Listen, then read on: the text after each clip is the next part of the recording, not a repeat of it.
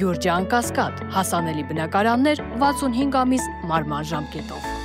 Բաքվում շարունակվել է Ռուբեն Վարդանյանի դատավարությունը, ըստ ադրբեջանական լրատվամիջոցների Վարդանյանի փաստաբան Աբրահամ Բերմանը հայտարարել է, որ 2025 թվականի փետրվարի 6-ին նիստի արձանագրության ուսումնասիրությունից հետո պարզվել են դատական կոլեգիային գանգատ ներկայացնելու հիմքերը։ Փաստաբանը նշել է, որ դատական նիստի արձանագրությունը չի արտացոլում պաշտպանության կողմի միջնորդությունները եւ դա հիմնավոր կասկածներ է առաջացնում, որ դատական կոլեգիան այս գործում օբյեկտիվ եւ անաչառ չի լինի։ Ուստի փաստաբանը վերաքննիչ գանգատ է ներկայացրել դատարան, սակայն դատարանի որոշմամբ գանգատը թողնվել է առանց քննարկման։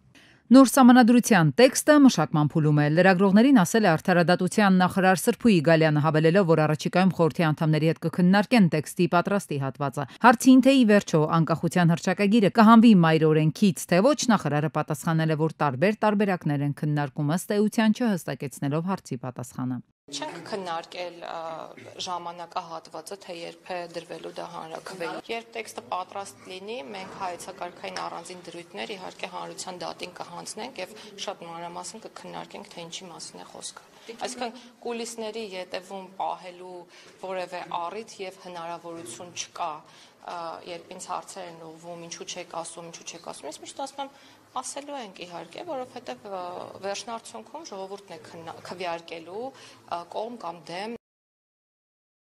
Ամերիկյան վարչակազմը շփումներ կունենա Հնդկաստանի ու Պակիստանի ղեկավարության հետ երկկողմ հակամարտության կարգավորման նպատակով։ X-ի իր միկրոբլոգում գրել է ԱՄՆ պետքարտուղար Մարկո Ռուբիոն։ Նա ընդգծել է, որ ուշադրությամբ հետևում է Հնդկաստանի եւ Պակիստանի միջև վիճակին։ Պետքարտուղարի խոսքով Ամերիկան կշարունակի գործակցել Հնդկաստանի եւ Պակիստանի ղեկավարության հետ խաղաղ կարգավորում փնտրելով։ Բերլինում տեղի է ունեցել կանցլեր Օլաֆ Շոլցի հրաժեշտի հանդիսավոր արարողությունը ջահերով եւ նվագախմբի ուղեկցությամբ։ Բունդեսթագը կհաստատի Գերմանիայի նոր կանցլեր Ֆրիդրիխ Մերցի կառավարությունը։ Կաթոլիկական եկեղեցու հետևորդները քննադատել են Թրամփին սոցիալական ցանցերում սպիտակտան պաշտոնական էջում զետեղված լուսանկարի համար։ Թրամփի Հռոմի պապի հանդերձանքով լուսանկարը սոցիալական ցանցերում հայտնվել է այն ժամանակ, երբ կաթոլիկ աշխարհը սգում էր Հռոմի պապ Ֆրանցիսկոսի մահը։ Այս լուսանկարում ոչ մի զվարճալի բան չկա, պարոն նախագահ, հայտարարել է Նյու Յորքի կաթոլիկ համաժողովը, քայլը համարելով վիրավորական։ Հիշեցնենք, մինչ այդ էլ պատասխանելով լրագրողներից մեկի հարցին, թե ում կցանկանար տեսնել Վատիկանի գահին, Թրամփը կատակել էր, թե կցանկանար, որ ինքը լիներ Հռոմի պապ։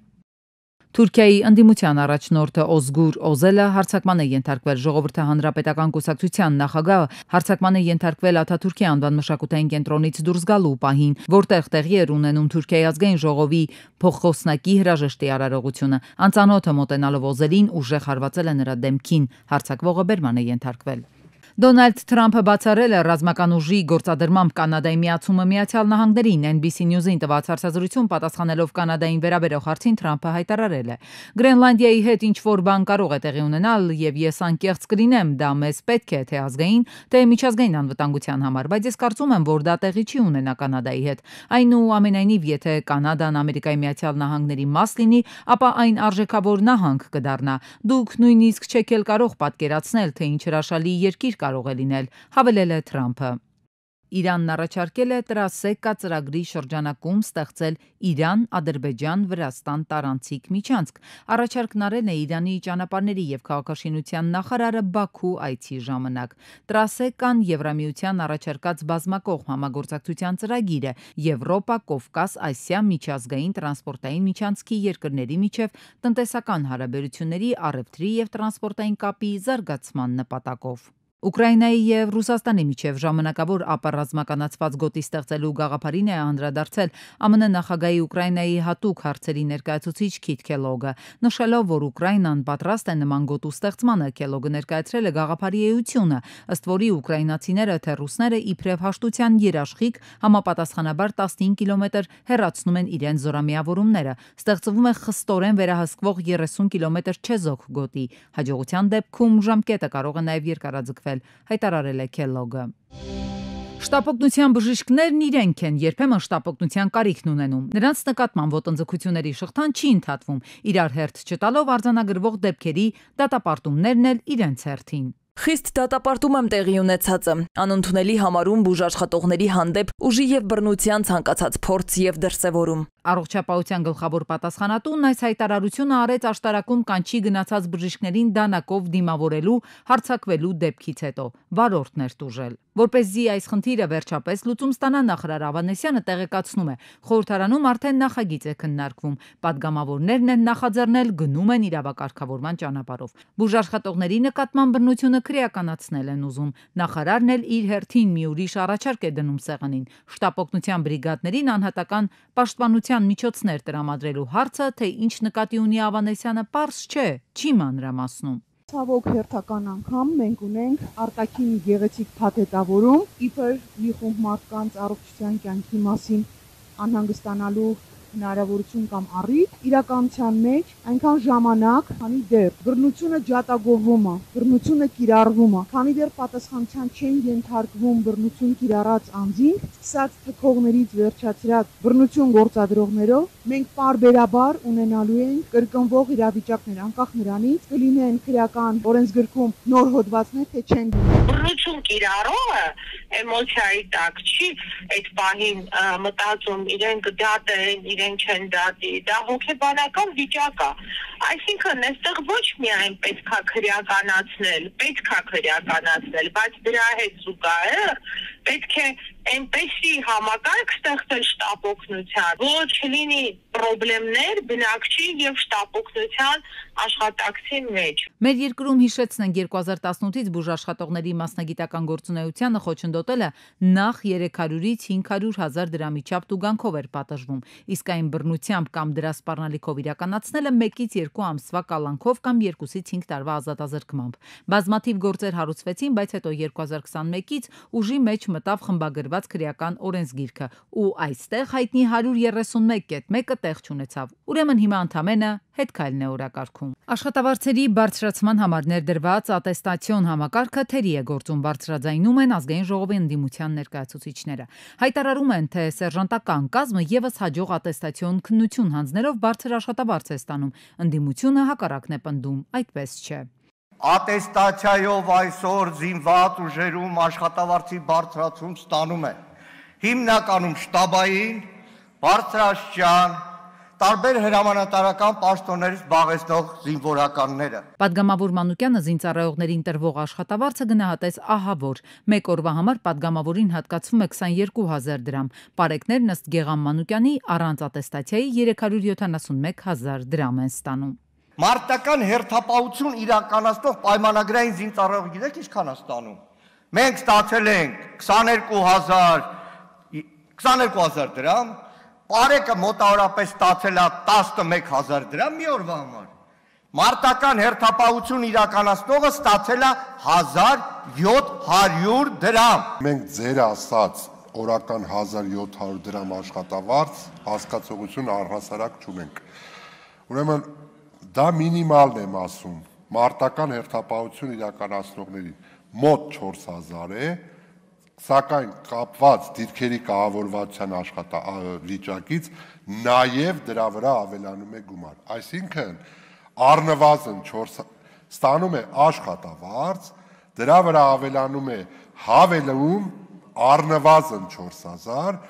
եւ նաև դիրքերի վիճակից ելնելով նաև որոշակի գումար։ Փոխնախարարը հայտնեց, որ 9 ամբողջինը խմբի ատեստավորված, սակայն բարձրագույն կրթություն չունեցող սերժանտը ստանում է առնվազն 670,000 դրամ։ Դրանից ներքև 9.8 խմբինը 635,000 դրամ։ Լավ ատեստավորված ամենացածր կոչումով սերժանտի աշխատավարձը կկազմի մոտ 490,000 դրամ։ 2020-ից մինչ այսօր 1800-ից ավելի բարեվարկության եզրակացություններ է տրվել կոռուպցիայի կանխարգելման հանձնաժողովը, բնականաբար ինչպես դրական, այնպես էլ բացասական։ Ու քանի որ այս եզրակացությունները խորհրդատվական են, ոչ պարտադիր, այն ըստ էության չի կաշկանդում հանձնաժողովից բարեվարկության բացասական եզրակացություն ստացած անձանց նշանակել պաշտոնների, սակայն հանձնաժողովից փոխանցում են այս հարցում տենդենսների փոփոխություն են նկատում։ Հակակոռուպցիոն կոմիտեում օրինակ ընդհանրապես չունենք բացասական եզրակացությունով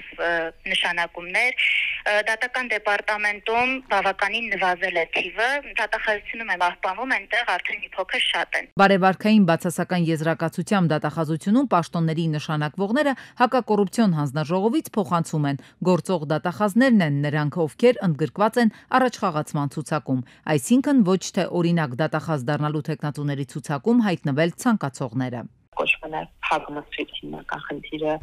նրանում է, որ առաջխաղացումները ըստ էության որևէ ձև դիտարկել հնարավոր չէ եւ հետեւաբար նաեւ հնարավոր չի լինում վերհանել, թե բարեվարկության ինչ հնարավոր եզրակացություններով է այդ առաջխաղացումները տեղի ունեցել, process-ը ինքնին փակ է, որևէ հանրային մշտադիտարկման մասնակցության հնարավորություն չկա եւ չենք էլ կարող գնահատել արդյոք այն բոլոր առաջխաղացումները, որոնք համակարգում տեղի են արժանիքահեն են, համապատասխանում են։ Երևույթն ինչպես է ազդում արդարադատության համակարգի վրա, մասնագետների գնահատմամբ ուղիղ, նաև այսպես են խարխլվում արդարադատության հիմքերը։ Դատարանում պետական շահ ներկայացնողի մասին պետական հանձնաժողովը բացասական կարծիք ունի, էլ ինչ հիմքով է պետական շահը ներկայացնում։ Հակակոռուպցիոն կոմիտեն մայիսի 7-ի առավոտյան հատուկ միջոցառում է իրականացրել Վաղարշապատի ոստիկանության բաժնում։ 9 ոստիկան է ձերբակալվել։ Հակակոռուպցիոն կոմիտեի խոսնակ Մարինա Օհանջանյանը հայտնում է, որ միջոցառումն իրականացվել է հակակոռուպցիոն կոմիտեում քննվող քրեական վարույթի շրջանակում։ Ոստիկանության 9 աշխատակից է ձերբակալվել հանցագործության դեպք թաքցնելու եւ այդ կապակցության պաշտոնեական կեղծիք կատարելու մեղադրանքներով։ Նախաքննության շահերից ելնելով այլ մանրամասներ դեռևս չեն հայտնում։ Ինչն է այդքան մտահոգում նախնական զինվորական պատրաստություն առարկայի մասնագետներին, 8-րդ դասարանի դասագրքում արկա խնդիրները, թե դրանից բխող հետևանքները։ Մասնագետն ասում է, մինչև դասագրքերն ուղղվեն, սխալ ինֆորմացիան աշակերտների մոտ կտպավորվի։ Բացի այդ, սխալների մեծ մասը կոպտագույն են։ Մոտ 200 սխալ եմ հայտնաբերել նորաթուղ դասագրքերում, ուղղորդել եմ դիմումներ ԿԳՄՍ նախարարություն, ԿԳՄՍ նախարարությունը ոնց որ միջնորդ կազմակերպություն ուղղել է գրություններս աստղիկ գրատուն, որտեղ այդ դասագիրքը հրատարակվել է։ Հանրակրթական պետական չափորոշչի ներդրմամբ պայմանավորված ըստ մասնագետի փոխվեցին 2024-25 ուսուցիչ տարվա դասագրքերը, որոնք մի շարք վրիպակներով, անճշտություններով ու խայտառակ սխալներով դրվեցին աշակերտի սեղանին։ Ուզում են առարկան սարքեն անվտանգ կենսագործունեություն եւ արտակարգ իրավիճակներ, եւ այսօր արդեն հետական չափորոշիչների մեջ պատերազմ մարդ հասկացողությունը ոնց որ վերացված լինի, այսինքն զինվորը դա արտակարգ իրավիճակում է հայտնվում։ Ուղղություններում մենք տեսնում ենք պացիֆիստական ըստ էության տրամադրություններ գործադիրի կողմից,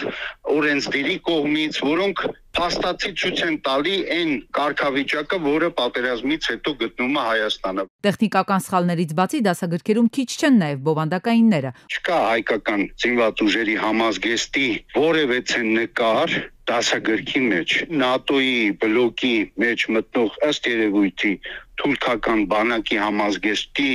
զինվորա պատկերված մարտավարության հիմունքների մեջ ու նման տիպի կասկածելի լիքը հանգամանքներ։ Պայստազորի փոխգնդապետը նկատում է բոլոր նպաստավոր պայմանները ստեղծվում են, որպեսզի երեխաները չմոտիվացվեն, հայրենասիրությունից հեռու լինեն։ Իսկ դասագրքի պատրաստումը հանձնարարվում է ոչ պրոֆեսիոնալներին, որոնց թեթև ձեռքով էլ աղավաղվում են փաստերն ու անգրագետը մնում մի ամբողջ սերունդ։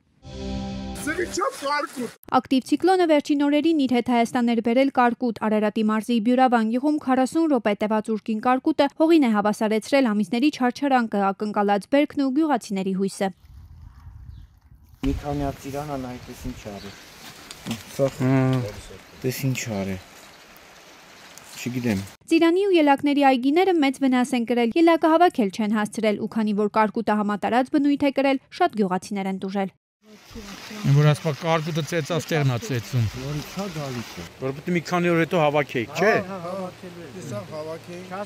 Բյուրավանցիներն ասում են հոկտեմբերին են վարկ վերցրել ելակի սածիլներ գնել, անհամբեր սպասում էին բերքահավաքին, բայց կարկուտի հետևանքով վնասված ելակը իրացնել այլևս չեն կարողանա։ Վերե հասրել են, որ նոր նստե բերքի ցավը տանեմ, արդյունքը էս եք տեսնում։ Կառավարությունից են աջակցություն ակնկալում գյուղացիները, ելք չունեն, ասում են մնացել են առանց բերք, վերցրած վարկերի հետ միայնակ։ Ոստիկանները Ստեփանավան քաղաքի Գարեգին Նժդեի փողոցի բնակչի տան հայտնաբերել են փայտամշակման սղոցարան։ Պարզել են, որ փայտանյութը ձեռք է բերվել ապօրինի ճանապարհով։ Տան բակում եղել են 670 տախտակ եւ ժապավենային սղոց։ 48-ամյա տանտերը հայտնել է, որ տախտակները պատրաստել են Ստեփանավանի անտառ տնտեսությունից ձեռք բերած փայտանյութից։ Նա նաեւ ներկայացրել է հաշիվ ապրանքագրեր։ Ստուգումների արդյունքներում պարզվել է, որ հայտնաբերված կողահատ տախտակները չեն համապատասխանում փաստաթղթերում նշված տեխնիկական տվյալներին։ Մայիսի 6-ին արտակարգ դեպք է տեղի ունեցել Մայրաքաղաքում անհայտ անձը կամ անձինք Շենգավիթի Մկրտիչ Սեդրակյան փողոցում սեփական տան դիմաց հրկիզել են Երևանի ավականու Մայր Հայաստան խմբակցության անդամ Գևորգ Ստեփանյանի կնոջ Հոնդան։ Ստեփանյանն ու հարևանները նկատելով վառվող մեքենան նախ ահազանգել են փրկարարծարայության 911 ճգնաժամային կառավարման ազգային կենտրոն, արագ կողմնորոշվել են մինչև հրշեջների ժամանումը մարել մեքենայում առաջացած կրակը։ Ի դեպ ըստ հարևանների հրշեջները ուշացումով են եկել։ Տեղում էին ոստիկանության պարեկային ծառայության Երևան քաղաքի գնդի 3-րդ գումարտակի առաջին վաշտի պարեկները։ Բարեբախտաբար ուժասներ չկան, սակայն ավտոմեքենան դարձել է ոչ շահագործելի։ Դեպքի մասին ոստիկանության Շենգավիթի բաժնից տեղեկությունը փոխանցել են Հայաստանի քննչական կոմիտեի, Երևան քաղաքի քննչական վարչության Շենգավիթի քննչական բաժին։ Իսկ մայիսի 5-ին Իսահակ Գասպարյան փողոցի 30 հասցեում մեքենա է այրվել։ Օպերատիվորեն ժամանած Երևանի շրջփրկարարական ջոկատի փրկարարները նախ կանխել են ՎԱԶ 2109-ում առաջացած կրակը, ապա մարել այն, սակայն մեքենան վերածվել է մոխրակույթի։ Ժամանել են ոստիկանության պարեկային ծառայության Երևան քաղաքի գնդի 2-րդ գումարտակի 3-րդ վաշտի պարեկները։ Ի դեպ կասկածներ կան, որ այդ մեքենայով հանցագործություն է կատարվել, հետքերը վերացնելու համար էլ մեքենան հրկիզել են։ Այդ փաստով զբաղվում են քրեական ու համայնքային ոստիկանները։ Ըստ նախնական տեղեկությունների հնարավոր է նշված ավտոմեքենան Արմավիրի մարզից գողացել են։ Կան նման օպերատիվ տեղեկություններ, ինչը այս պահին ներքին գործերի նախարարության ոստիկանության, քրեական ոստիկանության գլխավոր վարչության, Արմավիրի քրեական վարչության պետ Արտուր Բդոյանի հանձնարարականով արդեն մարզի քրեական ոստիկանները այդ ուղղությամբ աշխատում են։ Մայիսի 5-ին Սարալանջի փողոցում բախվել են 24-ամյա Սամվել Օրդուխանյանի BMW-ն եւ 33-ամյա Մհեր Սարգսյանի BMW X3-ը։ Ժամանել են ոստիկանության պարեկային ծառայության Երևան քաղաքի գնդի 2-րդ գումարտակի 3-րդ վաշտի պարեկները։ Ըստ տեղեկությունների վթարի պատճառը եղել է Օրդուխանյանի վարած BMW-ում առաջացած անսարքությունը։ Դրա հետևանքով վարորդը չի կարողացել կառավարել մեքենան, դուրս է եկել հանդիպակաց երթևեկելի գոտի, բաղվել BMW X3-ին, ապա առաջ ընթացել ու բախվել ճանապարհի եզրին տեղադրված երկաթեթի թեղին, կոտրել այն, մասամբ հայտնվել փոսում։ Քիչ կոմպահի, լավ այդպես դոգա։ Ըստ նախնական տեղեկությունների բարեբախտաբար ուժասներ չկան։